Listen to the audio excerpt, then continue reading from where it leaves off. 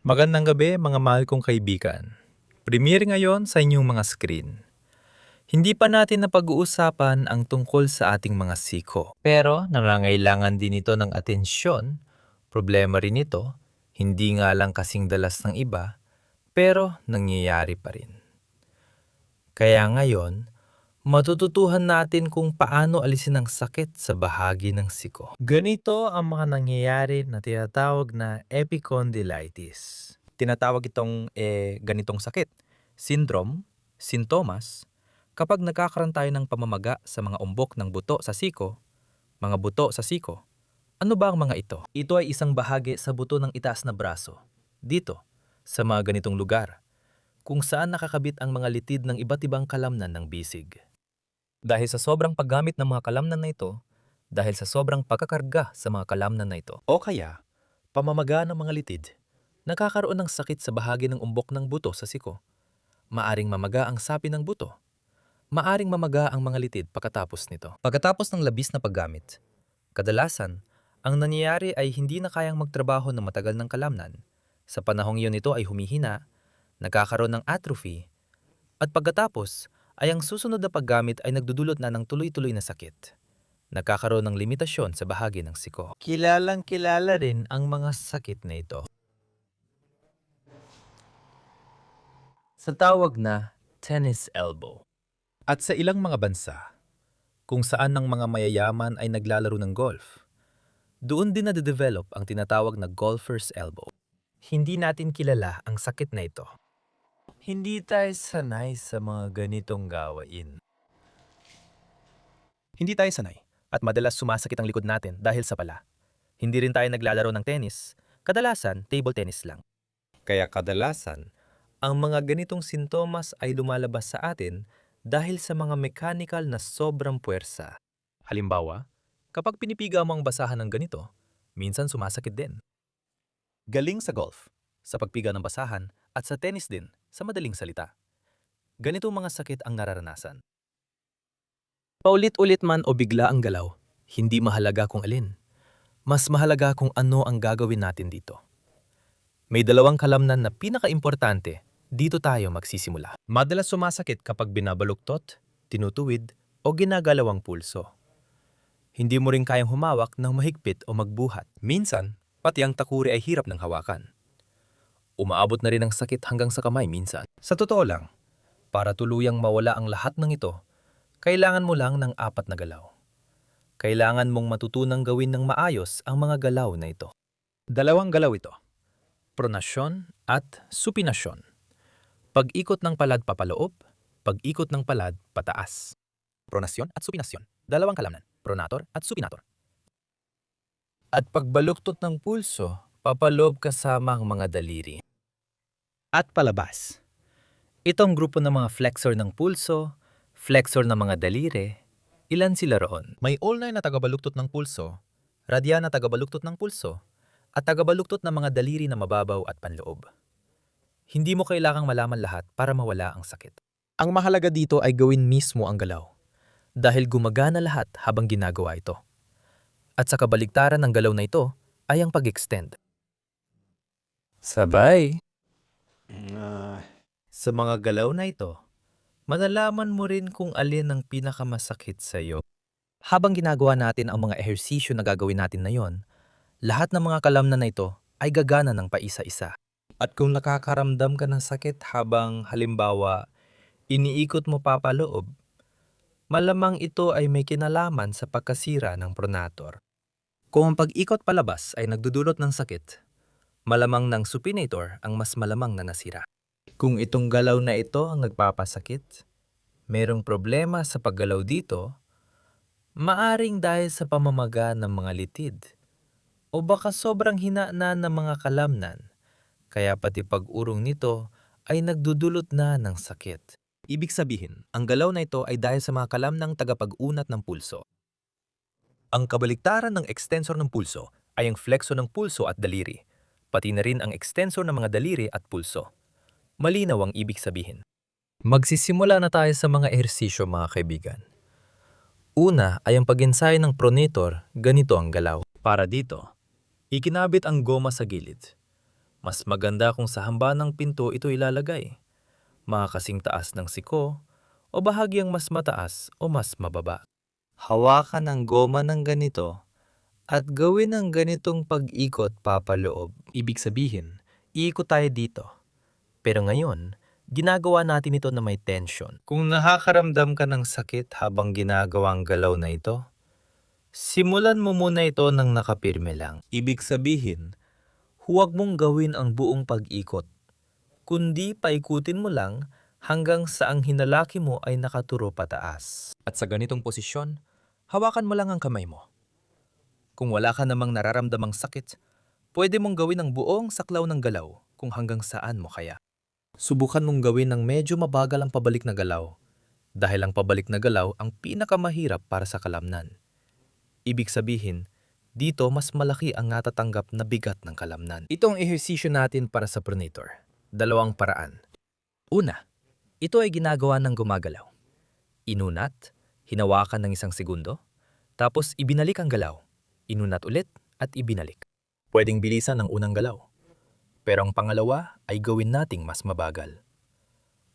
Kung nakakaramdam ka ng sakit habang ginagawa ang ehersisyong ito, pwede kang gumamit ng mas manipis na goma. Kung kahit manipis na goma ay nakakaramdam ka pa rin ng hindi komportable, gawin mo na lang ang galaw ng kalahati o kaunti pa at hawakan muna. Gawin mo ang galaw ng kalahati lang o medyo higit pa. At sa posisyong yon, ay panatilihin mo ang static na posisyon para masanay ang iyong kalamnan unti-unti sa bigat. Pangalawa, ito ay ang pag-ehersisyo ng supinator, ang kabaliktarang galaw. Dito, ang gagawin mo ay kunin mo na. Una, kinuha natin mula sa gilid ng hinalaki para nandoon ang goma. Dito naman, kukunin mo mula sa kabilang gilid, sa gilid ng maliit na daliri mo, nandoon ang mahabang bahagi ng goma. At dito, gagawin mo ang pag-ikot. Ganito mo iikot ang iyong kamay na nakaharap ang palad pataas. Sinasanay natin dito ang supinator. Ganun din dito, inaayos natin ang goma, inuulit. Ang bilang ng ulit ay mula 5 hanggang 10. Kung masyadong madali, gumamit ng mas matigas na goma. Kung mahirap naman, gawin mo rin ang nakapirme. Iikot mo lang at saka hawakan. At dahan-dahan nating ibabalik ang galaw. Ito ang dalawang pangunahing galaw para sa supinator at pronator, para sa dalawang grupo ng kalamnan. Sunod, pag-uunat at pagbaluktot ng pulsuhan. Dito, ang gumagana ay itong grupo ng mga kalamnan na madalas.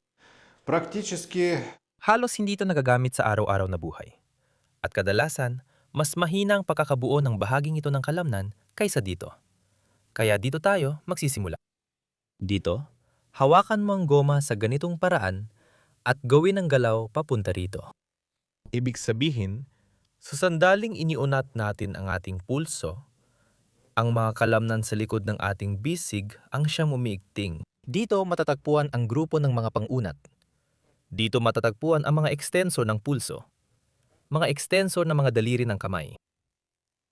Ayan. At pinipili mo rin ang dami ng ulit na sapat para makaramdam ng kaunting pagod. Pero hindi dapat magkaroon ng sakit. May iba pang paraan ng ehersisyong ito, tulad ng paglalagay ng goma mula sa ibaba imbes na sa gilid. Dito, ganun din. Kukunin mo at hihilahin pataas ng ganito. Gumagana rin ito ng maayos. Lahat ng mga kalamnan sa itaas na bahagi ay gumagana dito. Kung gusto mo namang bigyan pa ng dagdag na load ang mga daliri, lalo na ang mga extensor ng daliri, posible rin ito. Pwede mo rin itong gawin nang hindi ginagalaw. Hawakan mo lang ang ganito. Kasi ang mga extensor ng daliri, kadalasan, mas mahina sila kumpara sa mga extensor ng pulso. At pagkatapos, pwede mo na rin gawin ito ng may aktual na galaw. Ayan, sanayin ang mga muscle na ito. Magdagdag na ng kaunting saklaw ng galaw. Pwede din mo ring sanayin ang pronator at supinator mula sa posisyong ito. Dito rin, mula sa gilid ng hinalaki, kapag hinawakan mo, ganon din ang pag-ikot na gagawin mo. Subukan mong pabagalin ang pabalik na galaw. Ito ang ating pagsasanay para sa pronator at pagsasanay para sa supinator sa kabaliktarang direksyon. Halimbawa, kung paano sanayin ang pronator at supinator. At halimbawa, kung ang galaw na ito ay nagagawa ninyo ng walang sakit, pero sa galaw na ito ay nakakaramdam kayo ng sakit o hindi komportableng pakiramdam sa simula. Sa loob ng unang 3 ensayo, ang sasanay ninyo ay yung galaw lang na walang kasamang sakit. Pagkatapos, makalipas ang ilang panahon, mas nagiging madali na ring gawin ang kabaligtarang galaw. Kasi kahit na binibigyan mo ng bigat, halimbawa dito sa pronator, gumagawa pa rin ng trabaho ang supinator sa oras na yon. Nagkakaroon pa rin ito ng kaunting trabaho at nananatiling may tono ang kalamnan. Ibig sabihin, may bigat pa rin doon. Kaya ganito ninyo, dapat sanayin. At ang susunod ay ang grupo ng mga flexor. Karaniwan, ito ay medyo maayos na nade-develop. Pero minsan, nangangailangan pa rin ng dagdag na ehersisyo. Narito ang isang paraan. Tatayo ka rin ng ganito, patagilid. Ayan. At ang pangalawa, haharap ka na doon sa lugar kung saan nakakabit ang resistance band. At mula sa posisyong ito, hihilahin mo ito papunta rito ng ganito. Ganito sa isang gilid at sa kabila. Itong dalawang ehersisyo na ito ay para sa mga pang-unat dito. Pwede mo ning idagdag ang isometric na hold, syempre. Lalo na kapag tinatrain mo talaga ang pang-unat ng mga daliri, dito pwede kang magbigay ng static na load. Ibig sabihin, gumawa ng maliliit na galaw na ganito. Subukan mong pagdikitin ng kaunti ang mga daliri, tapos paghiwalayan. Para naman sa pangbaluktot ng mga daliri dito sa totoo lang, kadalasan ay maayos naman ang pagkakadevelop ng mga muscle na ito. Ibig sabihin, di na kailangan ng hiwalay na pagsasanay. Dito, maaari mo nang sanayin lahat ng ito bilang isang set. Ayan. At sa kasong ito, maganda na ang mga kalamnan sa iyong bisig ang makakatanggap ng tamang bigat o trabaho. Gayun din, habang ginagawa ang hersisyo, maaari mong matukoy kung alin mga galaw ang nagpapalakas ng sakit o kung kailan ito lumalabas. Sa ganitong kaso, kung ang galaw ay nagpapalala ng sakit, subukan mo munang gawin ito nang hindi muna gumagalaw. Ibig sabihin, halimbawa, kung sa ganitong galaw ay nararamdaman kong sumasakit na agad ang kasukasuan ko, sa unang galaw pa lang, sinusubukan ko magbigay ng banayad na puwersa nang hindi muna ginagalaw. At sa posisyong ito ay hinahayaan ko lang na manatili. Ayan. Pagkatapos nito, dahan-dahan ko nang sinisimulan na igalaw at dagdagan ng lawak ng galaw. O siya mga kaibigan, ngayon sa inyong mga bagong siko, mag-ingat na kayo. Ngayon, nasa inyong mga kamay ng medyo malalakas na puwersang kayang ibigay ng lahat ng kalamnang ito. Tandaan, malaking responsibilidad na rin sa balikat ninyo ang malalakas na pronator. Ang mga ehersisyo ay nagbibigay ng positibong epekto mula pa lang sa unang mga araw ng pagsasanay. Kaya huwag kayong mahiyang ilarawan sa mga komento ang inyong kalagayan kung ito ay gumaganda. At sa lahat ng iba pa, hanggang sa susunod na mga palabas.